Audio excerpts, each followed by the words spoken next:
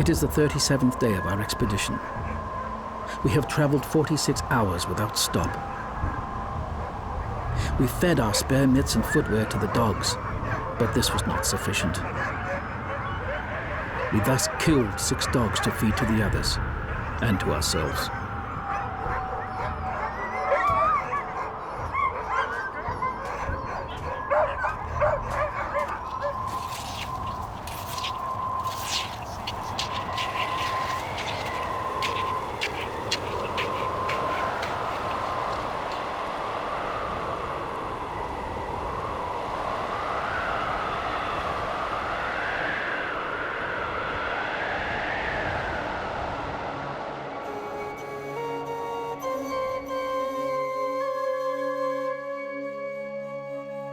The high Arctic is not meant for human survival.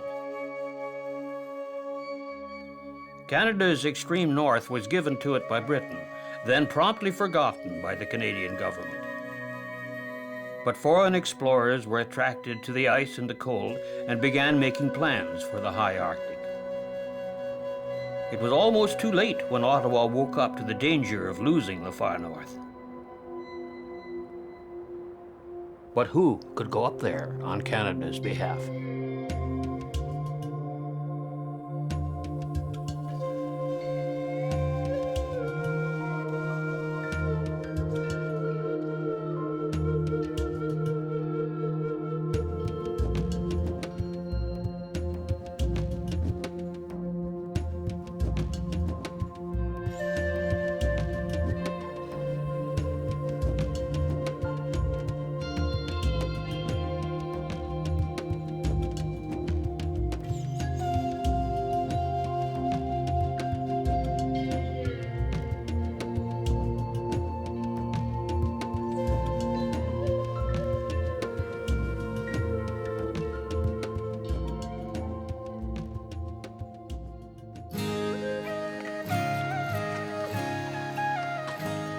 Norway is a country that celebrates its Arctic explorers. Otto Sverdrup spent 4 years, from 1898 to 1902, crisscrossing the high Arctic, and then he began making plans. It was one of the few white areas on the globe, and Otto Sverdrup wanted to put some names and some color on some white spots on the map. This was a day and age, it seems far away now, and it is, when imperialism was not a dirty word. So laying claim to areas was something you did when you went on an expedition. And in the first week of May of 1900, he solemnly laid claim on behalf of the Swedish-Norwegian king to these areas, which is today northern Canada. At the time, it obviously did not occur to Otto Sverdrup that this might belong to Canada.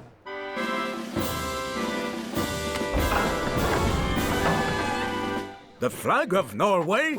Where? On an island of rock and ice, sir. He discovered it. But it's Canada. We received it from the Queen. But we have never been there, sir. The government has never been in the high Arctic. Well, we must... It's time to make clear that Canada's laws will be enforced in the Arctic. And the natives must be informed that they are Canadian subjects. Someone must go up there. Someone... Captain Bernier, sir. Captain Bernier is the man for such a mission.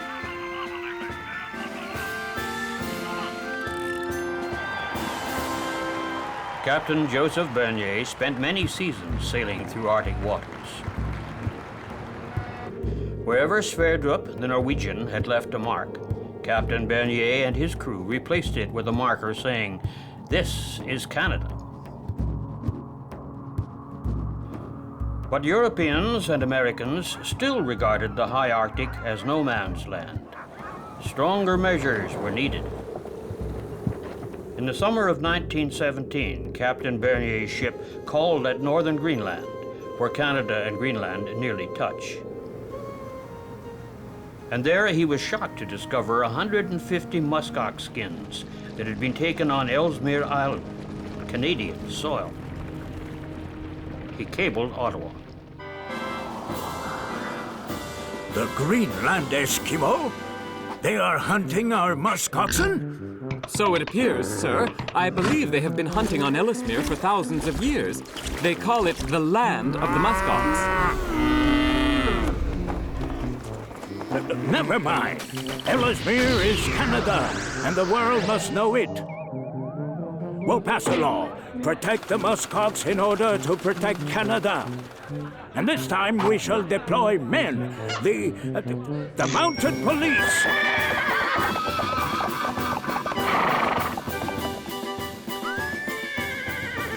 The legendary Mounties had never before put men in the high Arctic. They asked for volunteers hungry for adventure. I had been posted to Niagara Falls, where we had no saddle horse but made our patrols in a little whippet car. But lo and behold, I was instructed to report to Toronto and declared fit for the Arctic. My dad was born in a small town in Ireland, and he served in the Royal Irish Constabulary during the Irish Troubles into the 1920s. When the RIC was disbanded in 1922, he was at loose ends and still seemed to have a taste for adventure, so he emigrated to Canada and joined the RCMP. So many thoughts passed through my mind as the train pulled out of the station and I was on my way to join the ship for Ellesmere Island.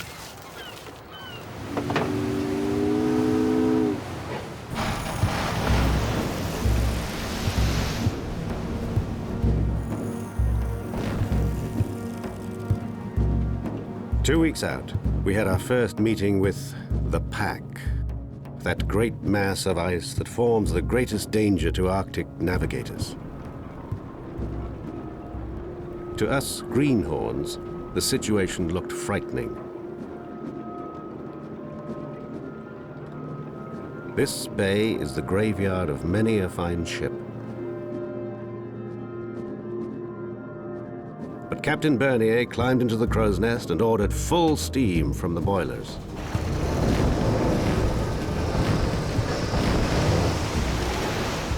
My father was Herbert Patrick Lee.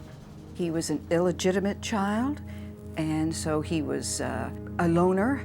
He longed to serve in the Army, and he joined the London Scottish and was at the front at 16, having lied about his age. When he was demobbed, he decided he wanted to start a new life. And he loved adventure, and he joined the Canadian Mounted Police. All that day and the following night, the ship echoed to the sound of ice driving against her steel-shod prow.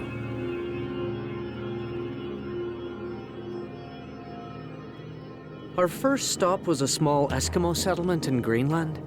This is where Greenland and Canada are so close you can see across the strait.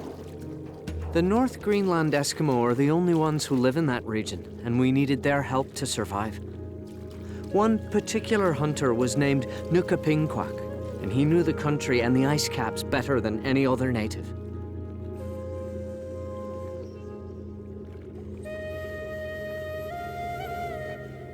There were 2 families in the settlement when our ship pulled in. Captain Bernier went to talk to them. He returned an hour later, followed by a whaleboat full of Eskimos and practically all their belongings.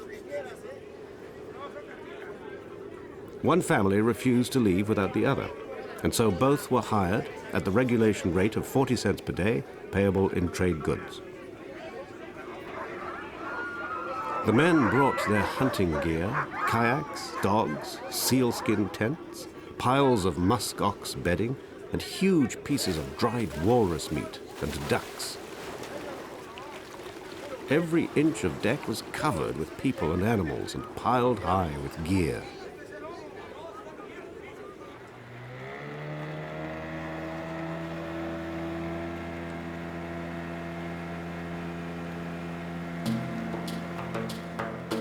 The North Greenland Inuit have lived and hunted across the high Arctic for 1,000 years.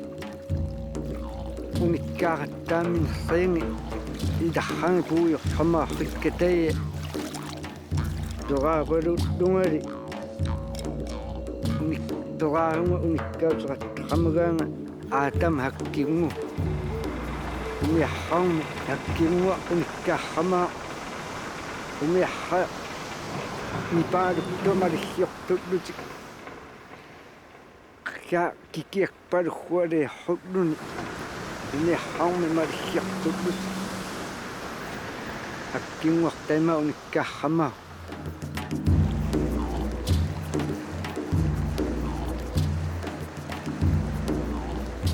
Nukapingwak's descendants live in the world's most northerly community, Sierra Pollock.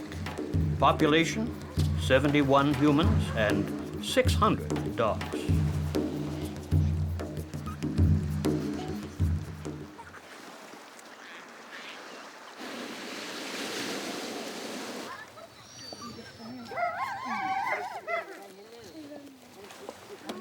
The people still live as hunters, and some still have fond memories of their lives with the Muskox Patrol.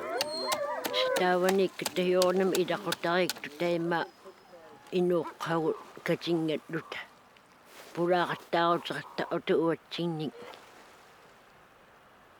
Ken pelahawat aidan hiyoonam ituhang nakatingit siyang uhiarit tangatta ukkununga atakun purakangatta.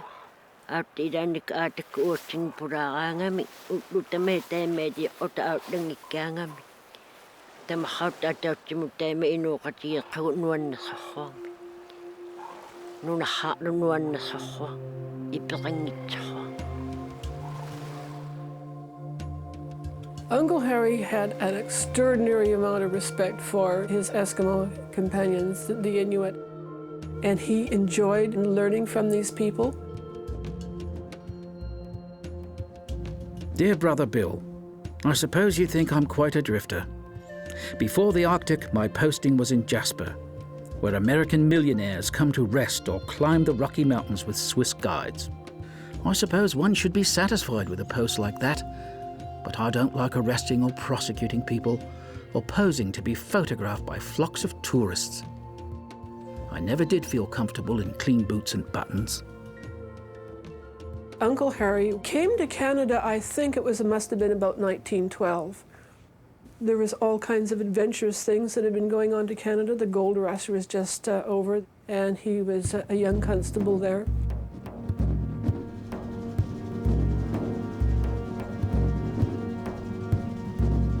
Finally, after 5 weeks at sea, Ellesmere Island.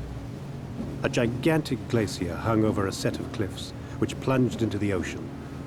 The only place we could find to build a post was a small cove sheltered by towering cliffs. It was desolate and barren, but we had no choice. The inspector waved us over to the railing. "Your future home, boys."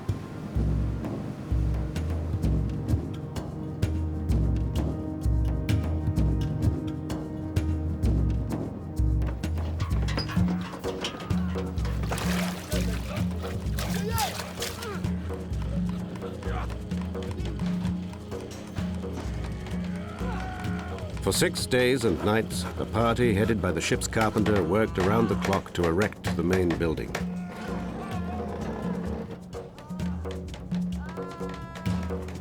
Snow was drifting, and the men couldn't put down their tools for fear of losing them. Ice threatened to crush the ship. The final evening, a cold, bitter wind was blowing. The ship would now leave, and would not return until a full year later. "Take care of yourselves," Captain Bernier shouted from the bridge.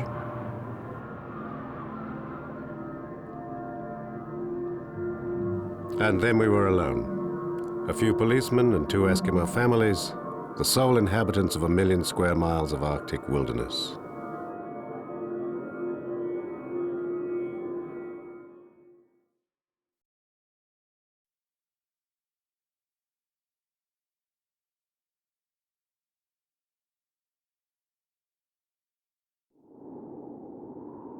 How little experience these men had when they went north. None of them virtually had ever been in the Arctic. Mm-hmm. They didn't know what to do. They had to learn everything. The Canadian government had issued them regular woolen clothing, which was perfectly useless in the Arctic. She used to laugh about how they got up there in their wool tunics and so forth, and had to wait for Orla Lou to sew them sealskin outfits. Sealskin boots. They came up with moccasins in the snow, and wool that would, once it was That's wet, right, would yeah. stand up, it freeze and stand up by itself.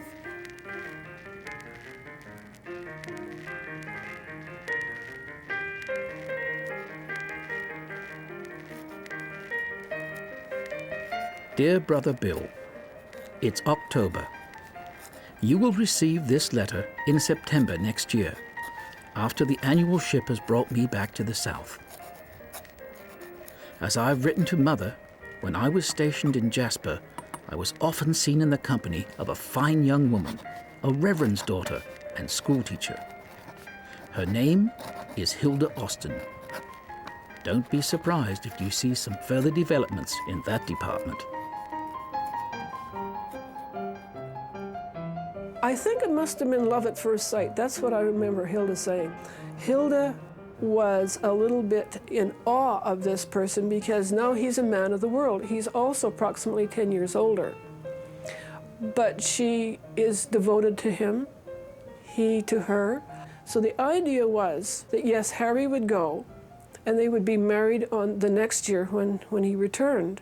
And of course, he would come back with the extra money that he would be paid on top of his RCMP duties, and then they would be quite fixed to be married and start a family.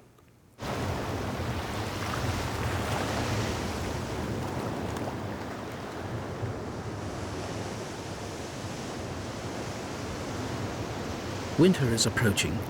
The lights and colors are such as I've never seen before.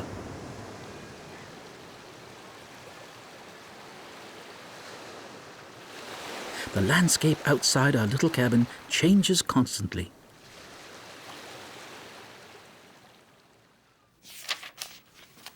One of the problems was to learn the language so they could communicate with the Inuit they were living with.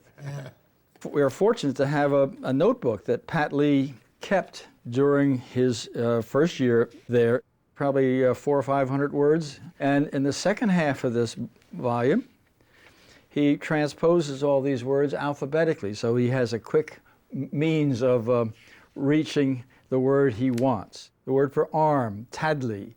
The word for face, kina. The word for knee, sirko, and so on. Kalonatitu, ship. Ship.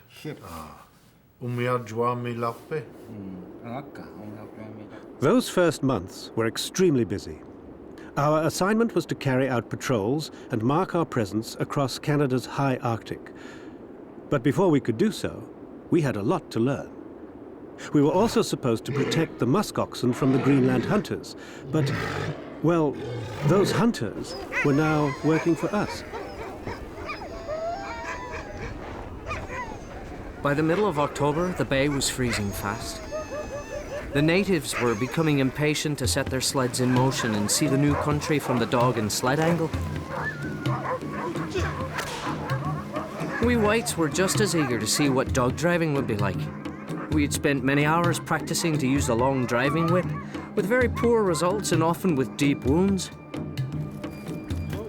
The first time I used a whip, I managed to give myself 2 lovely black eyes with 1 lashing.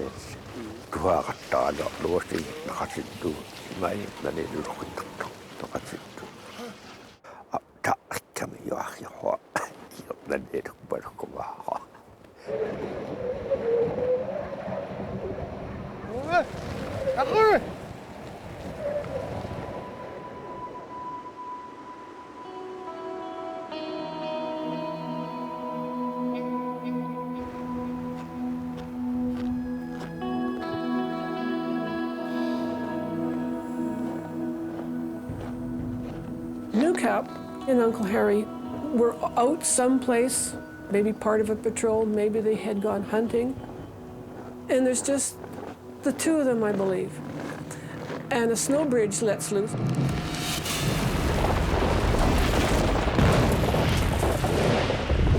And Harry thunders down this crevasse.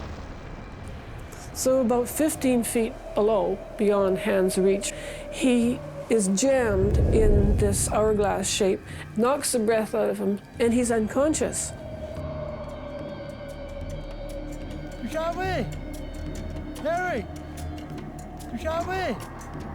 Harry!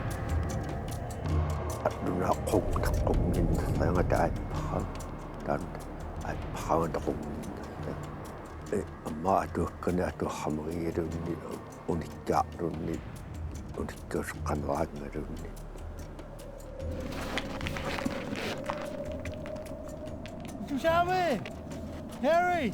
Newcap, he sits at the top looking down in the crevasse, and Harry regains consciousness.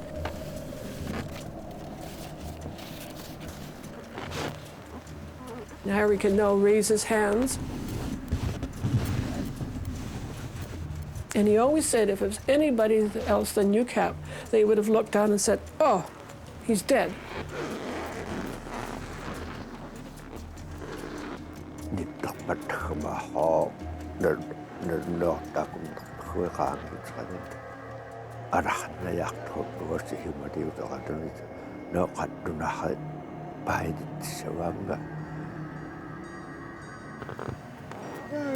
Harry's almost lost his life a couple of times before, but he felt that was the most serious one, and probably the scariest too.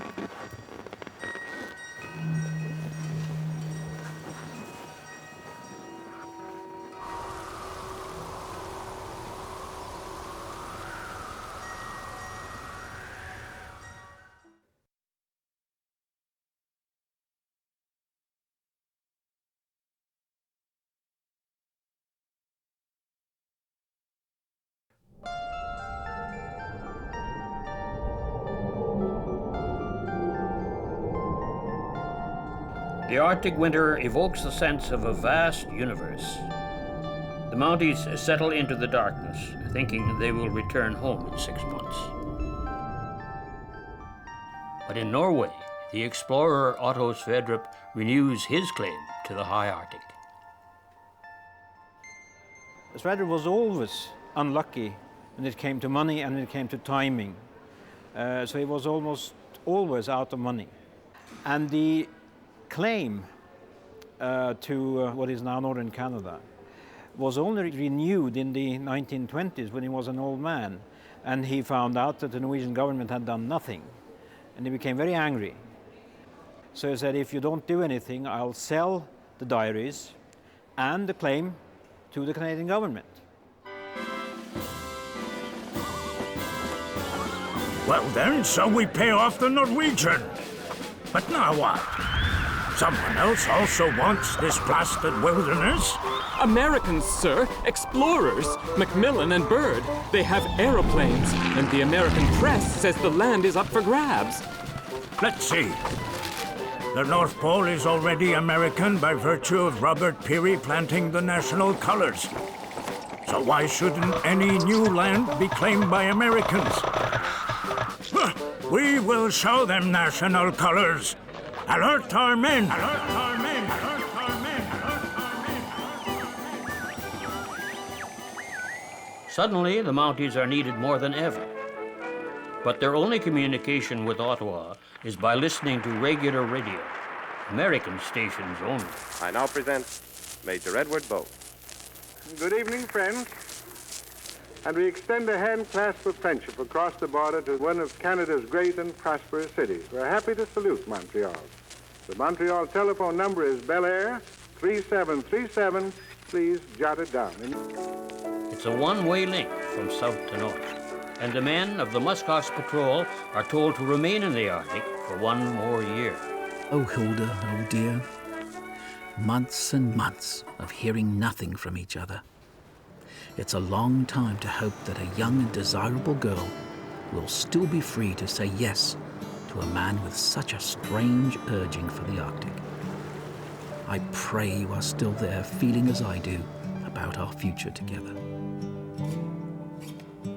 The first thing I will do when I return to the south is to take the train west to see my dear little pal and to ask her parents, especially your mother, for final permission to marry you. Now that I have 17 years of service, perhaps I can take a pension in 3 years and get started on a whole new life of better earning capacity. We can look forward to many good years together, a good home, and, I hope, Hilda, a small family.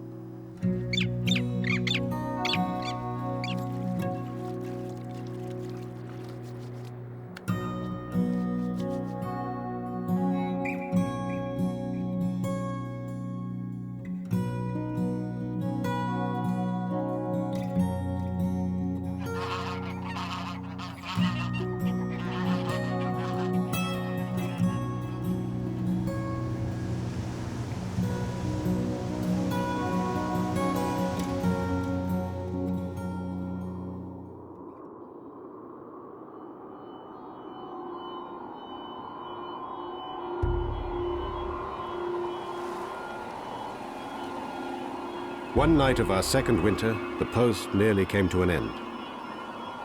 It was the worst blizzard of the winter. It was as if the world was in an uproar. We were in the kitchen when suddenly I smelled smoke. The burlap lining around the stovepipe was on fire. We were worse than helpless. I dashed out into the blinding drift.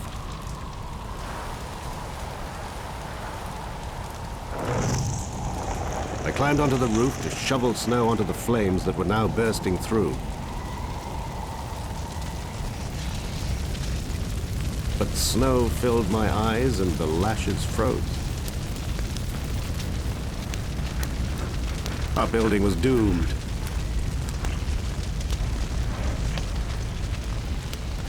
The last we saw of it was a mass of blazing red embers licking upward through the storm. We managed to save the bedding, our rifles, and 1 case of ammunition.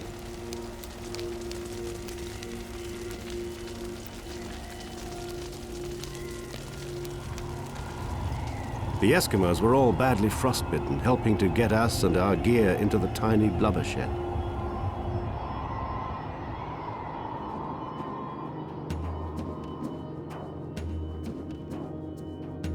But by now, the men of the Muskox Patrol are no longer greenhorns. They build igloos, they go on patrol with their dog teams. They have plenty to occupy their minds.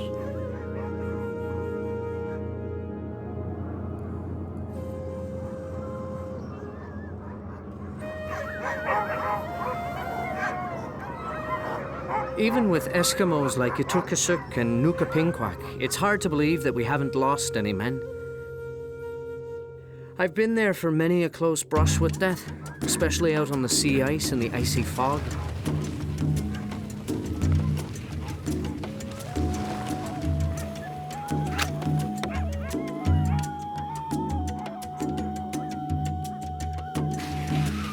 I was coming home one day when the dog suddenly turned sharply. The ice had broken off and the dog saw it. but the sled did not turn fast enough, and before I realized what was happening, both the sled and I were in the water. It was cold, at least 30 below. My parka froze to my body as soon as I crawled back onto the ice. A knight in armor had nothing on me and my skin clothing. Bastard! Bastard! You son of a bitch! When I first met Paddy Hamilton, he was the quartermaster. He was a very loud, boisterous type of individual. So he would be in his office at moments there, and I would be doing some menial little chore in the stores, and he'd shout in Eskimo to me, and of course, I'd look around and be embarrassed, and then I'd have to try and answer what he came up with.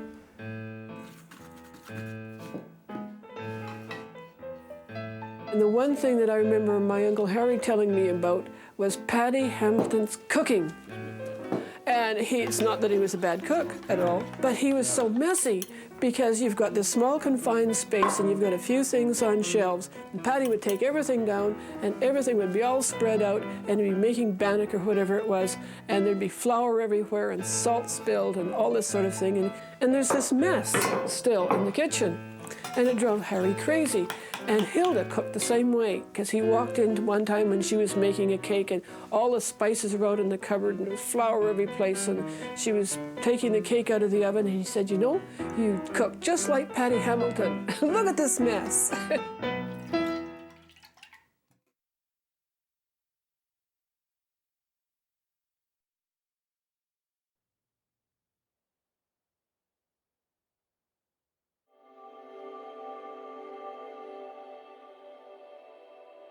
(1931). The Norwegian has been paid, the Americans have lost interest. Ottawa is finally ready to bring the Muskox Patrol home. But there is still one problem, the German Arctic expedition.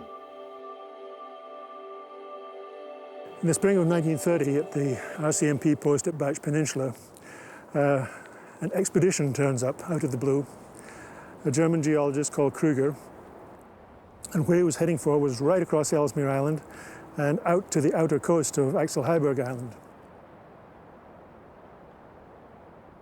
After about a year, when they didn't turn up, his family back in Germany got in touch with the Canadian government. Harry Stallworthy and Paddy Hamilton, being the experienced men on the spot, they got the job of going looking for Kruger and his party.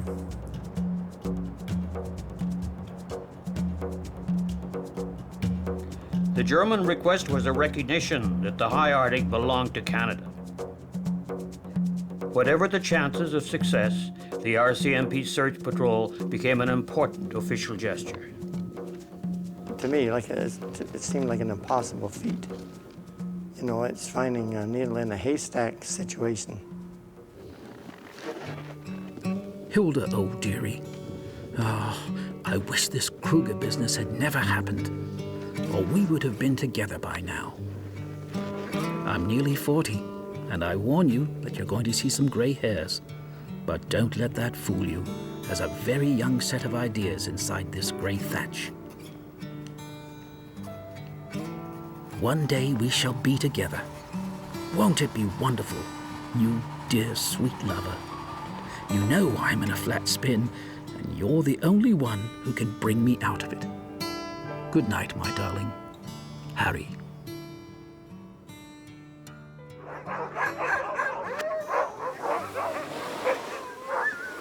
They left in late March, this being the best time of the year for traveling. The days are getting longer with more daylight, and yet it's still cold enough so that the snow is firm for good sledding. From my experiences, you actually go out sort of being dependent on the game that's going to be along the course. But to me, that looked like a very difficult and impossible trip that I wouldn't want to be involved in, actually.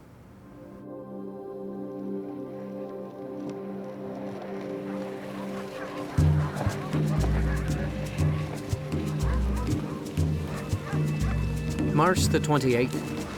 We have split into several teams in order to cover more territory. Stallworthy's team is following Kruger's direction. My team will try to locate his return route.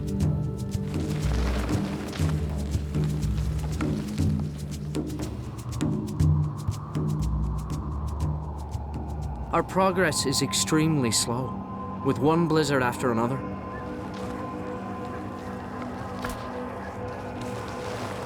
Some days, we encounter pressure ridges that exhaust the men and dogs and break the sleds.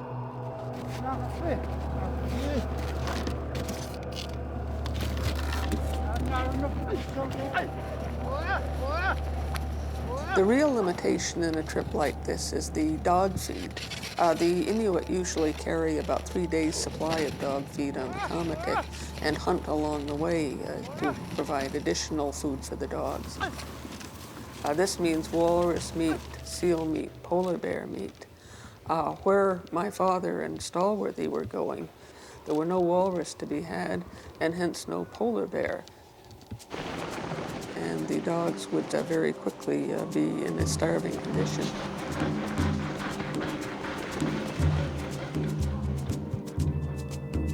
We stop regularly along the shoreline to look for any traces of the Kruger party. There are none.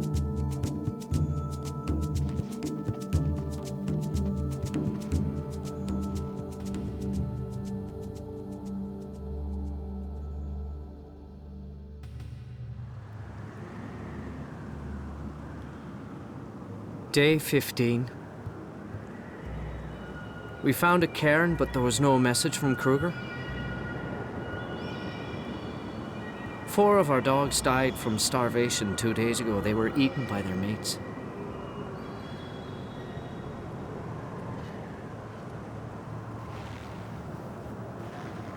We have begun to walk beside the sleds, yet 5 more dogs died yesterday and today. We've lost 17 in all.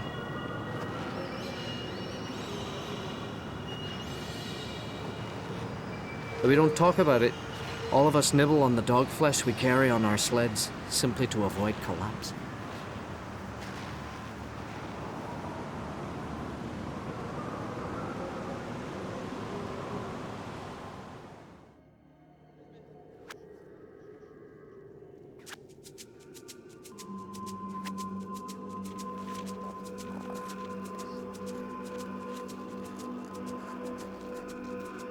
Etukasuk knew of a cairn at Cape Hubbard, erected by Robert Peary in 1906. We reached the Cape after a 24-hour day. The cairn was drifted high with snow.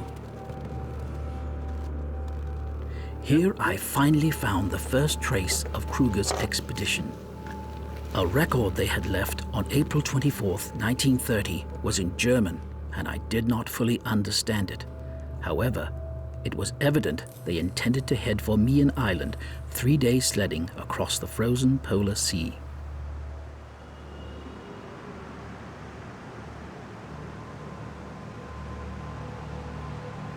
But our situation has now become untenable.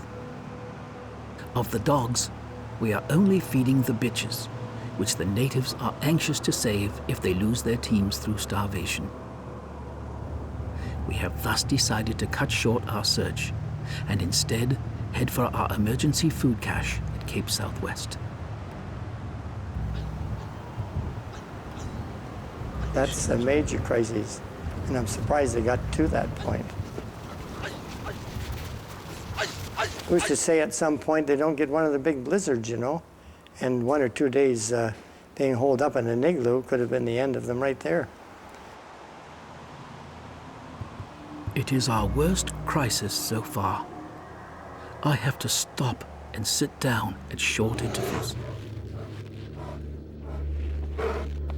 We were now desperate for fresh meat. Just before camping time, Nuka Pingquak spotted a large bear coming straight towards us. He was probably as hungry as we were. Nuka jumped off his sled and took the best dogs and headed off the animal.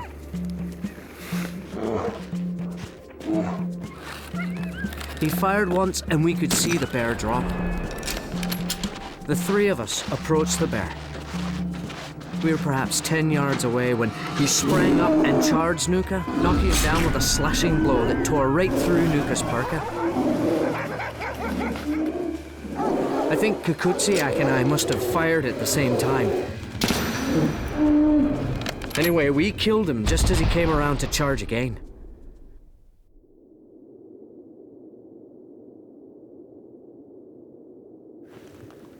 Nuka had a deep gash in his hip, and I had to stitch him up.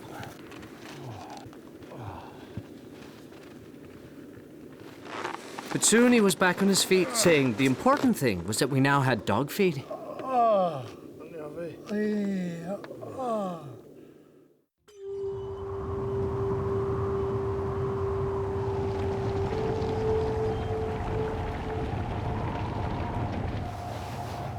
Today, the natives urgently requested to shoot muskoxen. I deeply regret having been in a position where it became necessary to do so. It was his turmoil of being a policeman. It was a political thing more for the Canadian government to say, we don't want this trade in muskox. But I can imagine his Eskimo companions thought that this whole idea was a bit nuts. And, you know, how long could he have kept them from killing something? I mean, if you're starving to death, why aren't you going to shoot a muskox? I mean, it's a given. It is against the provisions of the Games Act, and it is directly against my own personal feelings. I have finally consented to the killing of 6 bulls.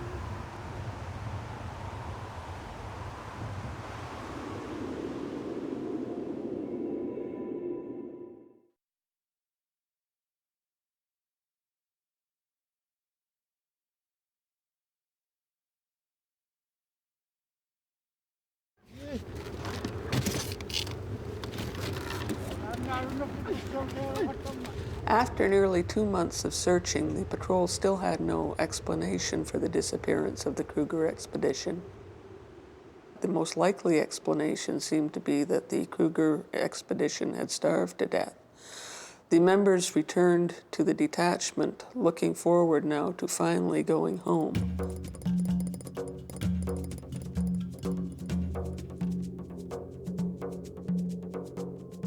Unfortunately, the supply ship did not come. So they had to spend another year on Ellesmere Island.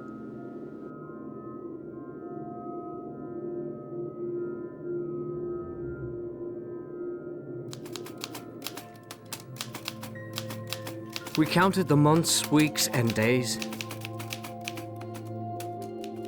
The one who suffered the most was Corporal Stallworthy, who's engaged to be married and is already 2 years delayed.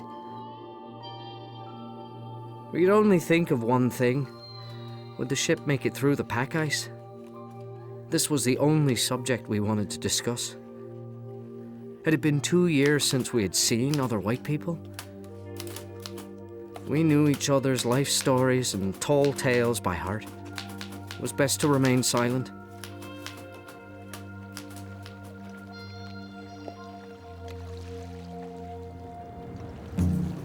And when I finally saw the wisp of smoke on the horizon, well, it became almost impossible to talk at all.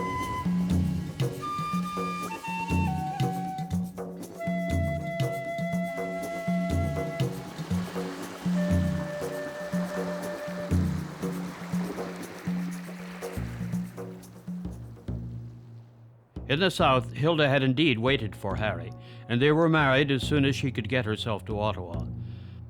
Their niece, Elaine, became the daughter they never had.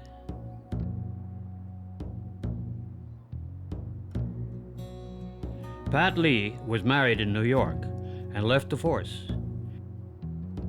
He became a journalist and author, traveling the world, but was killed when his daughter Joan was only a toddler. Paddy Hamilton remained a northern man. He met his wife on board the supply ship. With their 2 daughters, the Hamiltons lived in many Arctic communities.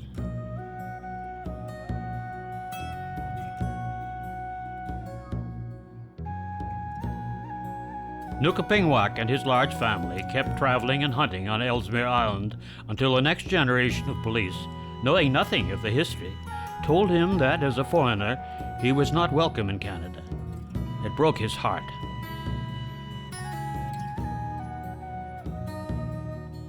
Their years on the Muskox Patrol marked each one of these men, even as their memories grew sweeter with the years.